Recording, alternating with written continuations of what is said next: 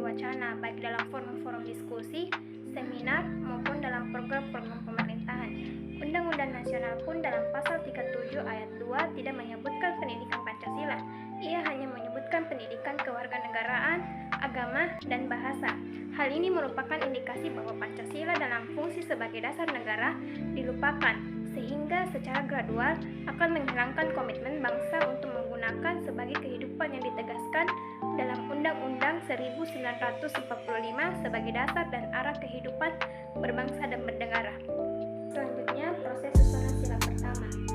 Sesuai dengan Undang-Undang Nomor 1 Tahun 1942 yang dikeluarkan pada tanggal 7 Maret 1942, yaitu sebelum pemerintahan Hindia Belanda menyerah, dinyatakan bahwa kedatangan bola tentara Nippon untuk memperbaiki nasib rakyat Indonesia yang dianggap sebangsa dan seketurunan dengan bangsa Jepang.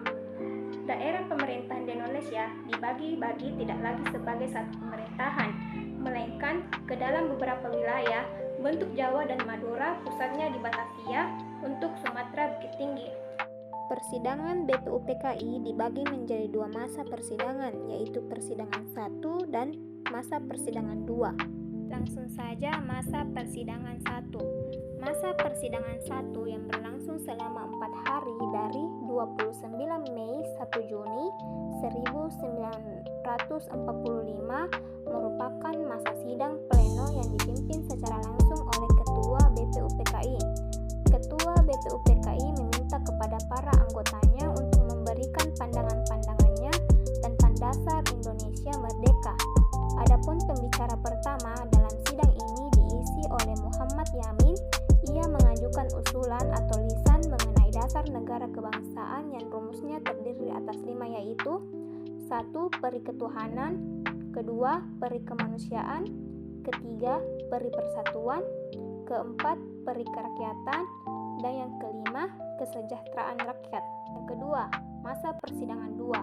Substansi dan inti pembahasan dalam masa persidangan 2 menitikberatkan pada pembahasan Undang-Undang Dasar Negara Indonesia. Masa persidangan 2 berlangsung selama 7 hari dari tanggal 10 sampai 16 Juni 1945. Persidangan 2 hari pertama yang dimulai tanggal 10 Juli 1945 merupakan sidang pleno BPUPKI.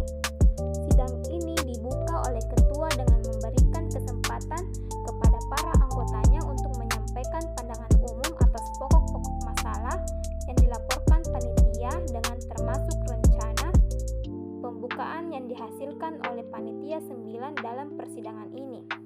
Sempat timbul masalah mengenai menteri mana yang harus dibicarakan terlebih dahulu. Yang kedua, makna sila pertama. Dengan sila ketuhanan yang Maha Esa, bangsa Indonesia menyatakan kepercayaan dan ketakwaan terhadap Tuhan yang Maha Esa, dan oleh karenanya manusia Indonesia percaya dan takwa terhadap Tuhan yang Maha Esa sesuai dengan agama dan kepercayaan masing-masing.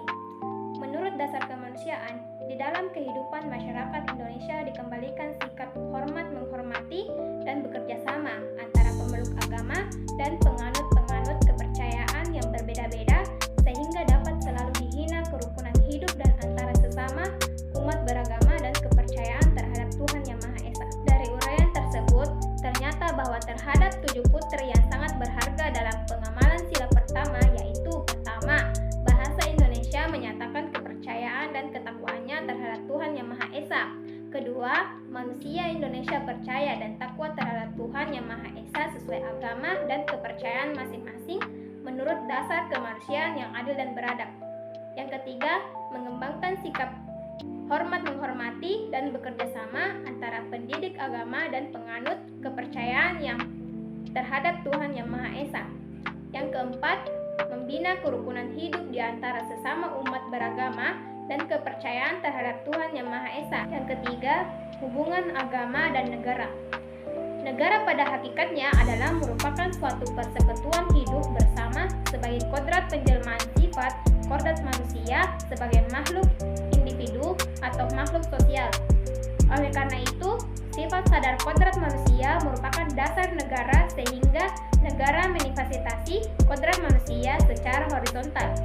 Dalam hubungan dengan manusia lain, untuk mencapai tujuan bersama. Namun perlu disadari, manusia sebagai warga hidup bersama berkedudukan kodrat sebagai makhluk pribadi dan makhluk Tuhan Yang Maha Esa. Sebagai makhluk pribadi, memiliki atau dikaruniai kebebasan atau segala sesuatu kehendak manusia. Strategi yang terakhir yaitu membumikan sila pertama. Pancasila sebagai pandangan hidup bangsa sering disebut dengan way of life. Pandangan hidup, pegangan hidup, pedoman hidup, dan petunjuk hidup sebagai pandangan hidup Pancasila dipergunakan sebagai petunjuk hidup sehari-hari. Dengan kata lain, Pancasila sebagai petunjuk arah bagi semua kegiatan dalam aktivitas hidup dan kehidupan. Pancasila sebagai pandangan hidup, pegangan hidup, pedoman hidup, dan petunjuk hidup berarti bahwa semua tingkah laku dan tindak-tindak serta perbuatan setiap manusia harus dijiwai oleh sila-sila Pancasila. Dan cara pengamalan kita terhadap sila pertama adalah dengan meyakini ketakwaan terhadap Tuhan Yang Maha Esa, dengan dibuktikannya dengan menjelaskan perintahnya dan menjauhi larangannya. Berikut secara umum larangan yang harus dihindari yaitu: pertama, tidak boleh melakukan kekerasan; yang kedua, tidak boleh mencuri; yang ketiga, tidak boleh berjiwa dengki; yang keempat, tidak boleh berbohong; dan yang terakhir, tidak boleh mabuk minuman keras.